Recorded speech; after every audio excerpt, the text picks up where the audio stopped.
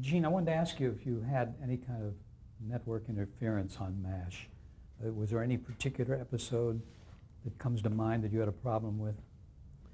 Well, one episode in particular is a show called Sometimes You Hear the Bullet. It was the first time where we really had somebody close, somebody identifiable get killed. Before it had been kind of nameless GIs and so forth, people with whom you did not identify.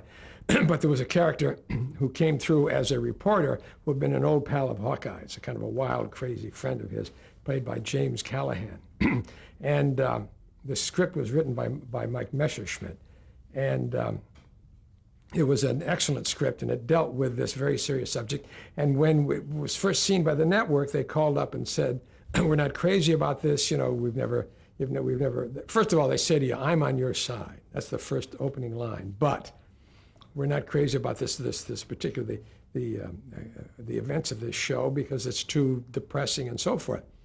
But it was a very interesting show. We had 3 different curves in that show, 3 different stories. One of them was Ronnie Howard playing a young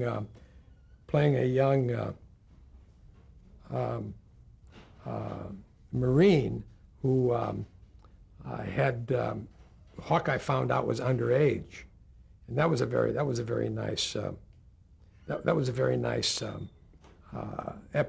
very nice vignette too, as part of the story. However, the business with Hawkeye and his pal, the guy had come through as a reporter saying, "I'm a reporter, and what I really want to do is see what the war is like. So I've enlisted. I'm involved as a soldier because I am writing about this war." And he goes off, and he comes back on a gurney, and he dies under Hawkeye's working on him, and he dies under Hawkeye's hands. And Hawkeye says later to Henry, "Why is it, why is it I cried for this guy, and with all the other boys, that we lost and so forth." At any rate, it was a very good. That particular vignette was very good. The thing with Ronnie Howard was Hawkeye is working on this kid, and he realizes that he's very slender, and he's actually looks like he's just a kid, and he checks on the kid, and finds out the kid is only 15. So he says, "I'm sending you back," and the kid says, "Send me, dude! Don't you dare send me back. You send me back, I'll hate you the rest of my life." He says, "I wish you a long and healthy hate." So, good stuff. Very good stuff. Serious. And that's what they didn't like. It was serious. And we had a lot of laughs in it. The guy that James Callahan played, this nutty character, when he introduces him to Henry Blake, he says, "Henry, this is my old pal." Whatever, Callahan kissed him right in the mouth. And Henry said, "Well, nice to meet you, fella." It was, so we tried to leaven it, with humor. But basically, they were very shy of the serious part of it. Sitcoms are not supposed to have any of that in it. But we always found, or often found, a very nice blend of the serious and the ridiculous. And the thing where you get in trouble is when you get sentimental. But if you have some kind of material that has some kind of weight to it, and you also have some humor, it's going to work out all right. But if you get sentimental with it or maudlin and so forth, then it's no good. I just want to make one minor correction, and that is Sometimes You Hear the Bullet, I believe was written by Carl Kleinschmidt. Yeah, I said Michael Kleinschmidt. I meant Carl, I said Mike Whatever you Messerschmidt. said, but Carl Kleinschmidt. We're correcting it. Thank you. Why do you think the show was so popular?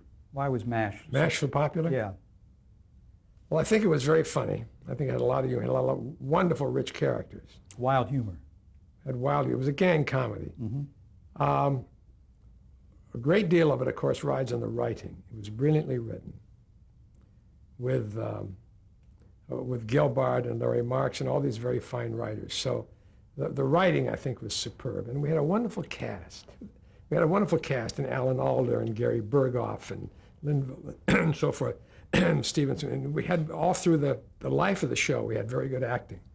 The characters that we inherited from Hooker, from Hornberger, were excellent characters. Hawkeye's a wonderful character. It's the kind of torn guy. He was much more of a joker and a fun-loving guy In the book. In the book. Yeah. And we took it that extra. We turned the character and so forth. But the basic characters, little Radar and so forth, and Henry Blake, those are damn good characters.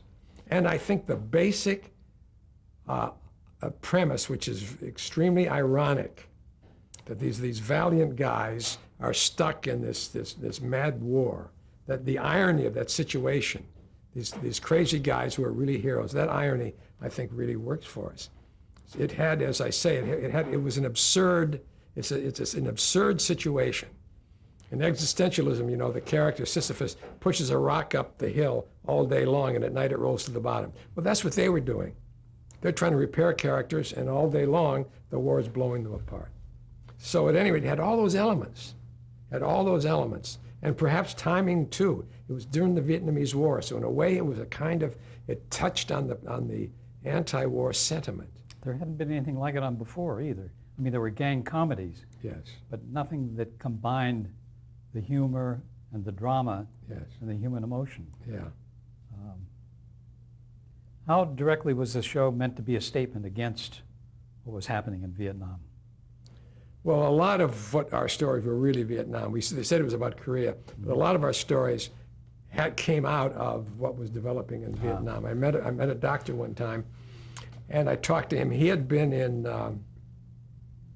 I guess this was it. He had been in Korea, and he talked about how some pilots off of aircraft carriers, or pilots, I guess, off carriers, or pilots flying out of Japan, would fly over into Korea and so forth, and bomb or strafe or whatever the hell they had to do, and come back and land in Japan, and then go into Tokyo and live a very sophisticated, very luxurious life, very wonderful food, wonderful wine, wonderful women, and so forth. They lived, you know, they were kind of jobbing out to the war, and they had this attitude of, isn't this a lovely war? You know, I mean, they lived very high and very well. And so there's a dreadful irony there between what, of course, some guys are down in the mud, some guys are getting their heads blown off and so forth, but there was this dreadful contrast between the one person's war and another person's war. So we had one of these pilots get shot down, parachutes into the MASH camp, and he has this attitude about saying, well, he comes off a carrier or he's based in Japan and he flies into Korea, and he says, if I couldn't have it this way, he says, I wouldn't touch this war. Kind of contempt. So Hawkeye takes him through the OR, and he takes him through post-op, and he comes out sobered because he sees the trauma that some people are going through, and so forth, and he breaks down. You've talked about the problems of balancing the comedic and the dramatic. Is there anything that you want to add to that we haven't touched on?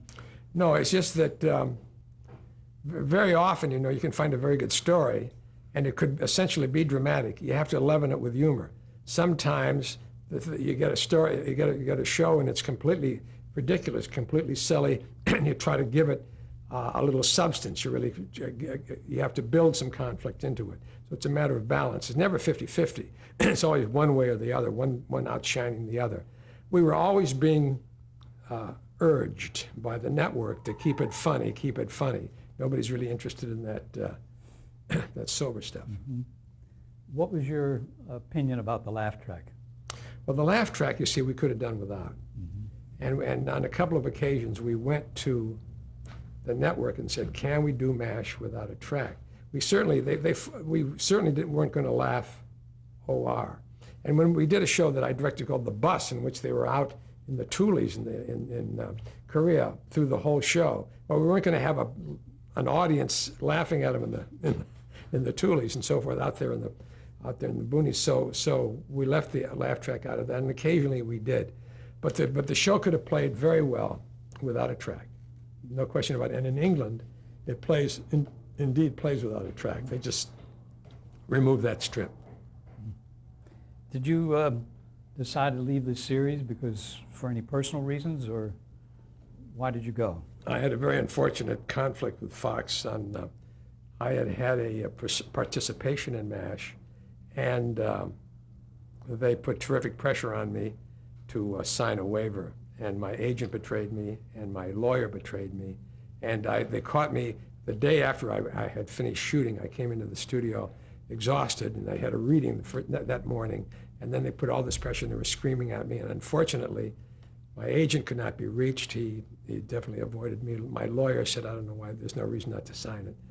And it was one of those things where in a weak moment, I signed it, and it's been very costly. It was very dishonest of them, and but it's one of those middle management guys that says, look what I did, look what I got for you. Yeah. It killed there's a few bodies laying around, but look what I've achieved for you. So they're all for the self-interest, but so having done that, I decided, I was asked by, I guess the word was around town that I had been taken, and Grant Tinker offered me to produce a show with Ed Asner about journalism. And I was very angry at Fox. Probably should have stayed. As I look back on it now, it would have been to my advantage to stay. But I left Fox and went to MTM for Lou Grant. The series went off the air in '78. Do you feel that there was any specific reason? I mean, you could say because you were gone, but... What's that, MASH? Yeah, Well, MASH. it played 11 years. Yeah. I mean, it It's a had good a good run. I Yeah. think the actors were ready to move on. Mm-hmm. They had a final episode called Goodbye, Farewell, and Amen. Did they consult you on that and putting that on the air? No, I wasn't involved. I did some consulting, and I gave them, it was my suggestion they do a show called Point of View, which I've described earlier, the whole show from the point of view of a wounded soldier. Mm-hmm. And then I would meet with them one night a week with the MASH writers, and we would chat about stories. So I was somewhat, I think I had some input. I came up with an idea for a story in which there was this legendary surgeon, an Army surgeon, a legendary surgeon who was coming to MASH. And this guy had great reputation and a wonderful, the part was played by Ed Herman. He had this wonderful reputation as being a real swinger, but a brilliant, brilliant surgeon and so forth. And he came and he was heralded, and they all, made a big fuss over him and so forth, because he was an exalted figure in the surgical, Army surgical world and so forth. And they got him into one of these events in which there's a deluge of wounded and so forth, and he broke down. He began to shake and fall apart, and he left the OR and so forth. And they realized that when you go through enough, and this really happened with guys in the service, after you've gone through so much, no matter how courageous you are and how strong you are and how talented you are and so forth, everybody has a breaking point, and he had reached his breaking point. He had used up his tolerance for this kind of trauma, and so he couldn't handle it anymore. And that was that story. But was that the... I was confused. Was that the final episode? Oh, no. No, No, that was one of the episodes I suggested when I was Okay. away. Okay, I just wanted to clarify that.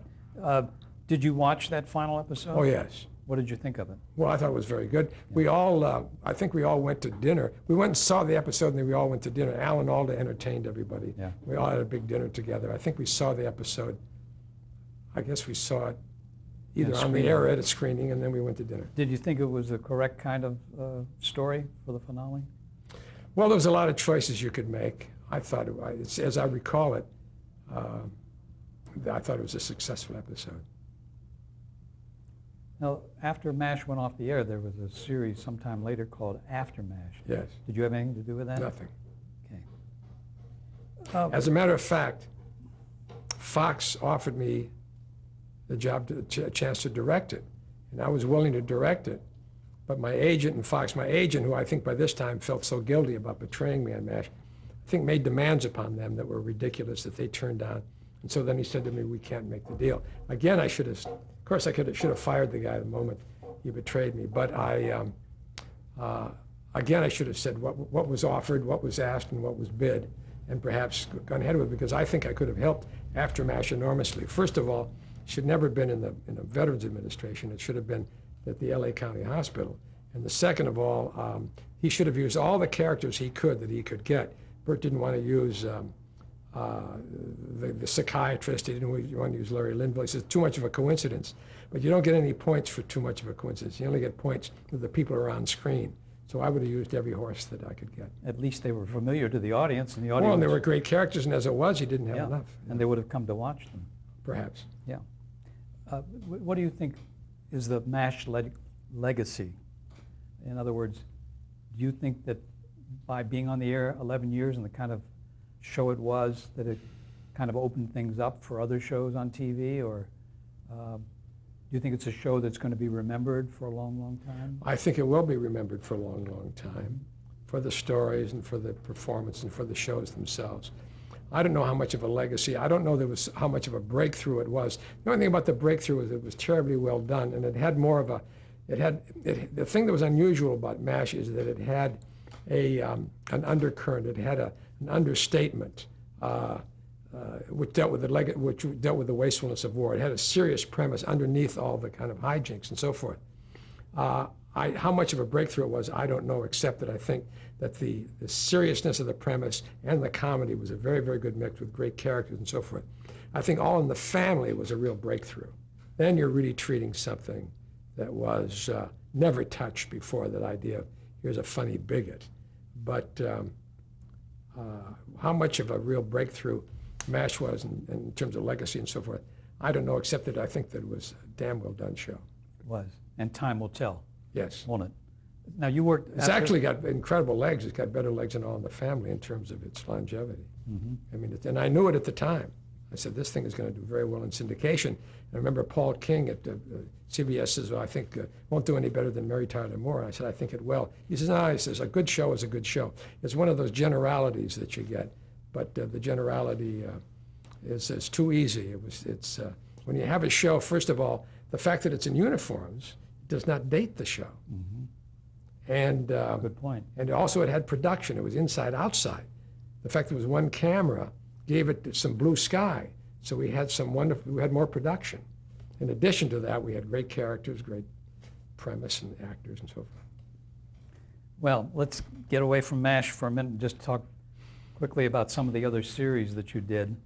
You mentioned Anna and the King. Who was your star in that?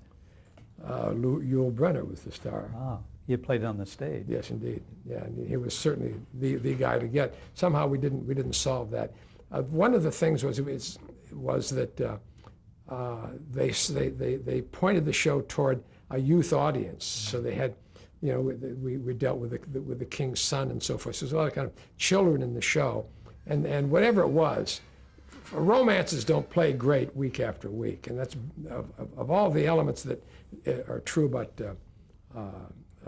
Anne and the King. It was a show of confrontation between the king and Anna, and they did not. It doesn't play too well week after week, and somehow perhaps we just didn't do as good a job as we could have, but it didn't work. Did you direct the pilot on that? I directed the pilot. Yeah, and stay with it then when it was on the air. I produced the show along with Bill. Bill Idelson was really the basic producer of that show. Let's go to another series that you co-produced with Larry Gelbart, Rollout. Rollout was a show that Freddie Silverman wanted to do an hour military. He had always wanted MASH to be an hour show. And I said to him, it won't work. You can't sustain the humor. When you do an hour show, you've got to come on with a lot of story, and a lot of the story becomes sobering because it's just too damn much plot. And it fights the humor and so forth. And I said, also, it's very hard to do an hour comedy every week. We started off often our year's work with an hour show to introduce the show. And so they said to me, well, you've done it here. And I said, yes, but you can't do it every week. But somehow he never gave up on that. So then he asked us, he said, you're on the air with another half-hour military show. And I came up with this idea of the Red Ball Express, these African-American drivers. But it was not well conceived. We didn't do a good job with it, and it didn't work. So it didn't last very long. 13 and out. Uh-huh. How about Karen? You mentioned Karen Valentine, how brilliant she is. Yes, she is wonderful. And again, we made a mistake there. We did a show about a kind of common cause thing in Washington, D.C. Politics, there's certain levels of audiences that can handle politics. There has never been, or very, very few successful feature films that deal with politics. Mm-hmm. The one that comes to mind is All the President's Men, because that is a great, great, true story. And there was a Robert Redford picture. Robert Redford, exactly. He starred in it. It was an Alan Pakula picture, actually. And Pakula did a great job, but it's a great, great piece of history, the Watergate, the whole Watergate scandal and so forth. That is an exception, but political shows and feature films, in the popular medium, are very risky, and we never should have gone. And I knew that too, and I never should have gone into a political show in a popular medium, and it didn't work. But Karen Valentine in a different kind of setting might have worked, especially Damn with right. you and Larry Gilbert. I had a great idea for it too. I just didn't pull it out of my drawer. That was to have her an ingenue, an aspiring ingenue in silent pictures in the studio, and shoot it right in the studio. And so that would have been fun. Okay, let's jump to Lou Grant about how that came about. Well, I was asked by Grant Tinker to come over and do a new show for Ed Asner, and a show in which the character of Lou Grant is now in the print medium. Sandy Van Oker had suggested to Jim Brooks and Alan Burns that we we take Lou Grant back to print journalism. He'd been in television. So we hired Leon Tkaczyk to write the pilot, and Alan Burns and Jim and myself, we did a lot of research, which is my style. We went to the LA Times. It was the first first resource, and we built this first story. It was a cop house story, but the divided loyalty of a cop house reporter, his loyalty to the paper and his loyalty to the cops with whom he works and from whom he gets information. It was the one with the scandal in it. There was some kind of a scandal in the police department, and the reporter was not covering the story as he should have. I forget what the details of that, but it was the pilot episode, and it dealt with the conflict of the reporter who depends on cops to give him tips and leads and so forth. At the same time, he's got to get a story to his paper. If he destroys his credibility with the cops, he can't work the cop house anymore. And if he fails the newspaper, they throw him out. So it's a real nice little conflict. And I forget the exact. I think there was a scandal that was not really, that was kind of covered up. Yeah. At any rate, that was our pilot episode. And again, we had a very good cast with Mason Adams. Mason was the one guy we met and read for the part of Charlie Hume, just one guy. And I said, this guy's great, let's go with Mason. And we used a girl named Rebecca Balding first as a reporter, and then that didn't work out, and we went with Linda Kelsey. And Linda Kelsey was marvelous. She's an excellent actress. And Jack Bannon and Daryl Anderson as the photographer. Good cast. Yeah, good cast.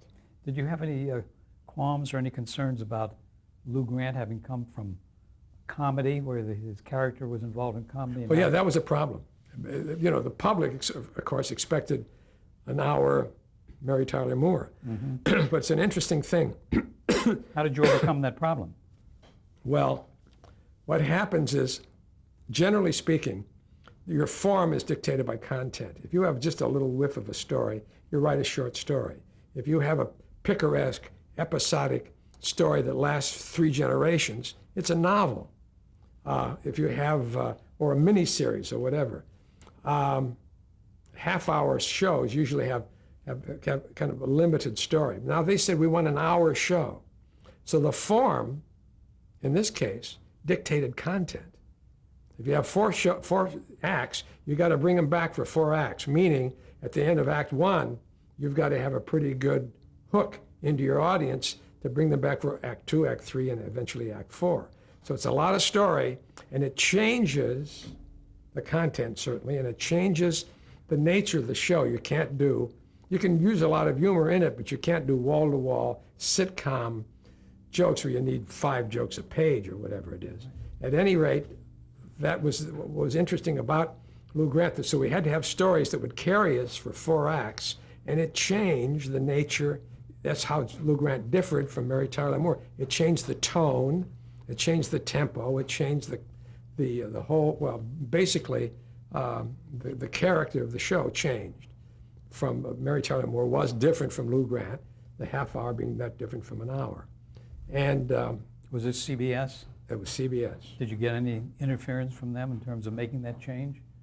Well, they wanted the hour show. Yeah, but But I they mean, also wanted Mary Tyler Moore in an hour format, that's what I was. of course. Yeah. And but we did our show as we knew you have to have a substantial story. You can't have a wisp of an idea carrying you for 4 acts. They won't come back unless there's a real hook into the audience. After each act, at each act break, you're not going to get them back. And of course, they called us in. We had this meeting after the 6th or 7th show, saying, you know, the show's too serious. You're doing stories, and also it's not violent enough. It's not. You're doing stories that appear on the front page of the New York Times. Perhaps you should be doing stories that appear on the front page of the Daily News. At that time, it was Son of Sam. And you know, Son of Sam was this killer. And Grant Tinker stood up for us and said, the boys are going to do the show the same way. They'll do it better, but they're going to do their show. And that's what it's going to be. Now, you don't get many guys that'll do that. No. But he laid it out, and we did. We stuck to our guns, and we did a show, and the show gradually built. Lou Grant built, and there was a show that they opposed strenuously, a show called Barrio, which dealt largely with Hispanics. And they didn't want that. People are not interested in Hispanics, according to them. And that show turned out to be, in the summer reruns, the #1 show in the country. It was the top of the nation. It was #1, Barrio, the Barrio episode. Did that encourage you to do more shows similar to that? Well, we never changed our pattern, so Yeah. we didn't need. It was encouraging to us, but we never would have changed. Even With if we all the had- research that you did, interviewing newspaper editors and what have you, did you have to have any kind of a consultant on the show from a? Yes, we did. We had a consultant. Whenever we were in the city room, we had Ted Thackeray come down, and he was the guy that worked afternoons at the Times. So he would come in the morning and sit with us, and he'd read the material, and if anything came up within the city room where we really needed a little authenticity and so forth, a little special help, he was there to help us, and he was a great guy. Did you make a strong effort to portray journalism accurately? Oh, yes. You did. Oh, yes. And he, of course, was a help in terms of He that. was a help in that, but most of it came out of our research. Mhm. But I went to UCLA. I took courses in journalism at UCLA, Oh. and then we interviewed again scores of reporters all over the country. In Toronto, would go on vacation with my wife to Toronto. She's Torontonian. I would go to the Globe and Mail, and the Sun and the Star, and I'd sit in on budget meetings, and they were very helpful. One of your characters is a lady, was she the publisher? Publisher. Yeah. Yeah, Nancy Marchand, who just passed on. She did a brilliant job. She was a wonderful woman. And she would fly out from New York and do 2 episodes and go back. She lived in New York, and we convenienced her by putting, she'd be on the last 2 days of one show and the first 2 days of the next, or maybe a day each and so forth. That's how we convenienced her. Did you pattern that character after Katharine Graham? Partly Katharine Graham and partly the editor of the that's the Washington Post, but of the Post in New York. Okay. Let's pause here for a minute. Dorothy Schiff.